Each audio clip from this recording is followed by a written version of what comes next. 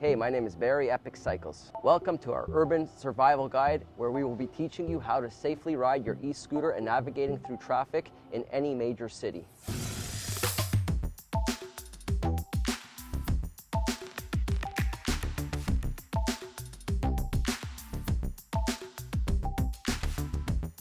So rule number one, before you start your trip, always complete a proper safety inspection.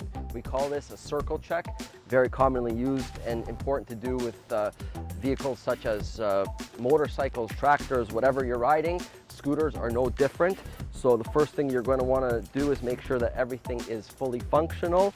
The first thing I like to always check is the tire pressure, making sure that it's inflated properly. Usually you can, if you don't have a pump, you can gauge this with your hands. The tire's got to feel rock solid. You can't indent it at all.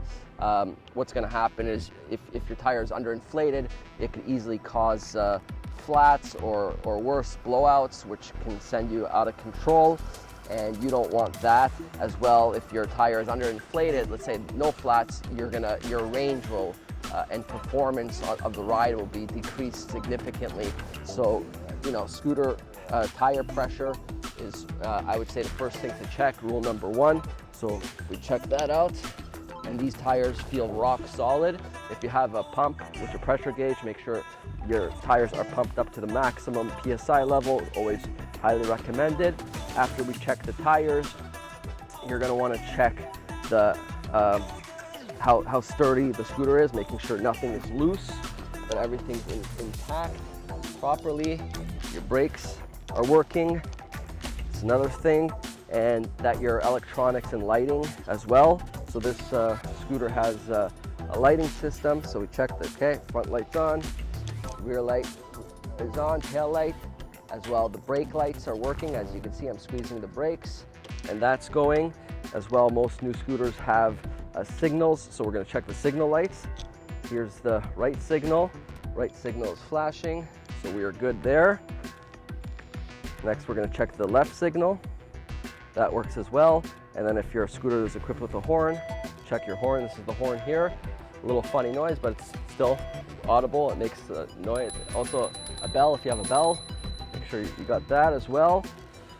You go on to proceed checking everything is tight, right? We don't want anything coming loose, so you want to just pull your stem like this, check for any loose fenders potentially,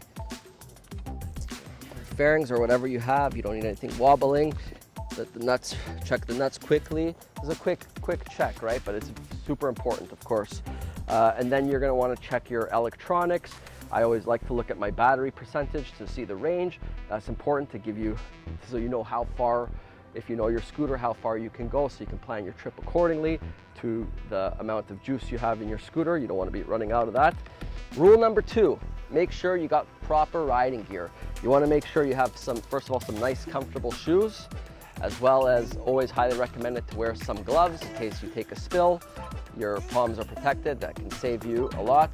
Today I'm wearing short finger gloves, which is fine. It's not the full protection like the full finger gloves, but it's a hot day and at least my palms are protected here.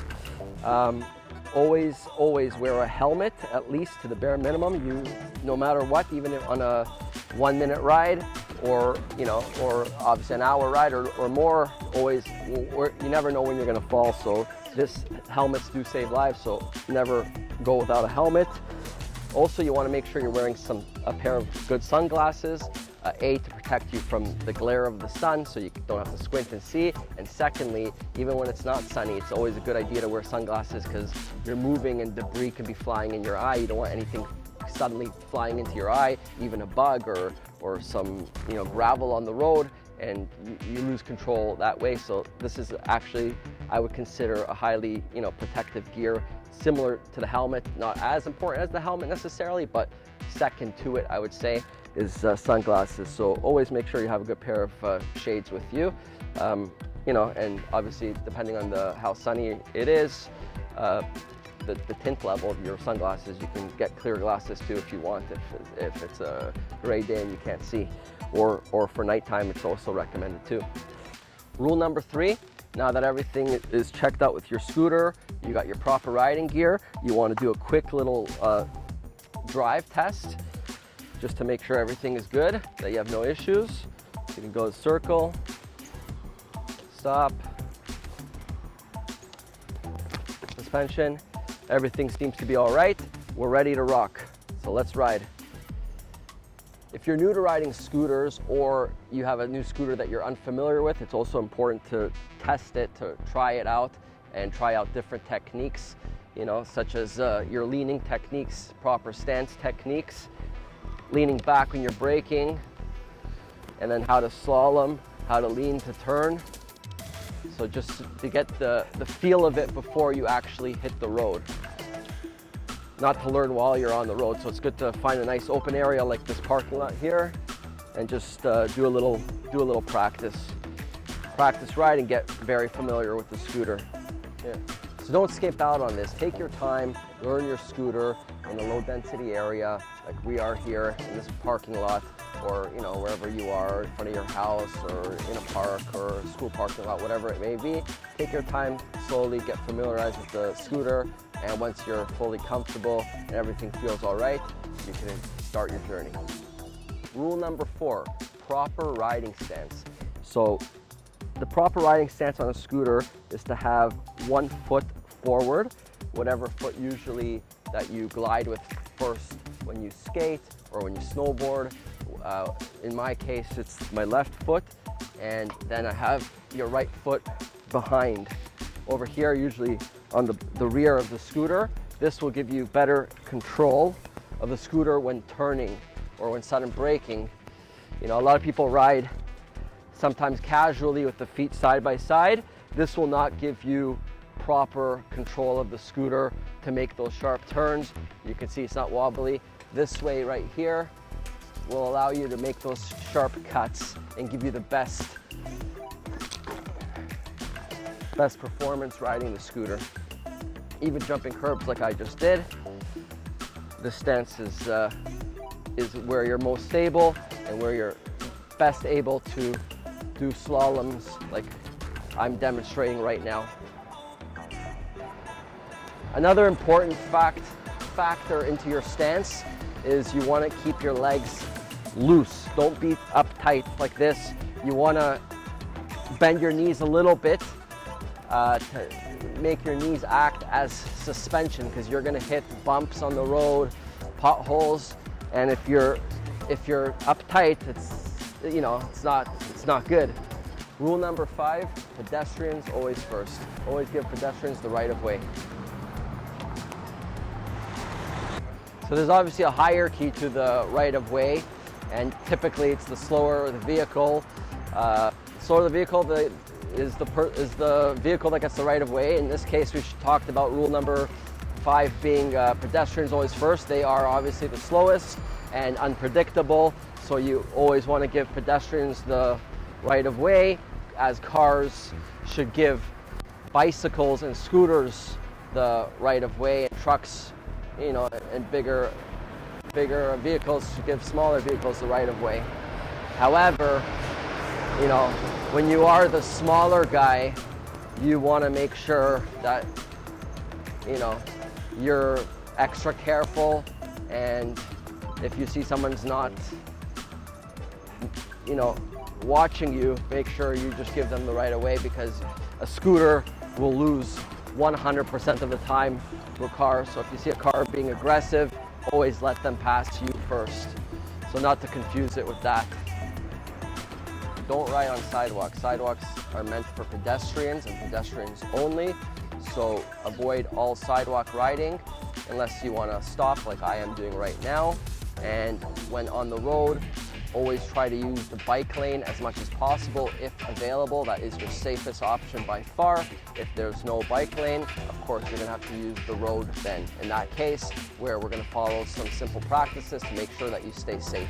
This takes us to rule number 6, always signal your intentions. Most new scooters, they do have signals. Use them if you have them. Otherwise, always make sure you're making eye contact with other vehicles, pedestrians, or other scooters and cyclists out there, and make it as obvious as possible for them to know what you want to do, whether you're stopping, proceeding, going forward, making a left, a right, whatever it is. Try to make it as obvious as possible and always make eye contact. So when you're riding on a bike lane such as this, you always want to be moving with the flow of traffic with the same speed as a cyclist would be going.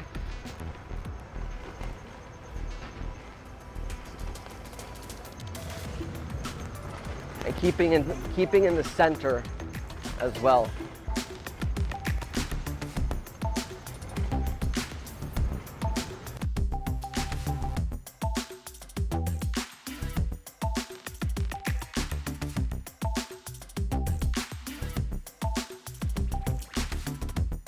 Rule number 7, know and understand the rules and regulation of your municipalities. Many cities allow scooters where some cities do not. For example, Toronto, where we're at right now, a major city, it's technically not allowed. However, it's a very gray area and you can find thousands of scooters in the city streets. And I think the unspoken rule is that as long as you're respectful and courteous, nobody will really bother you.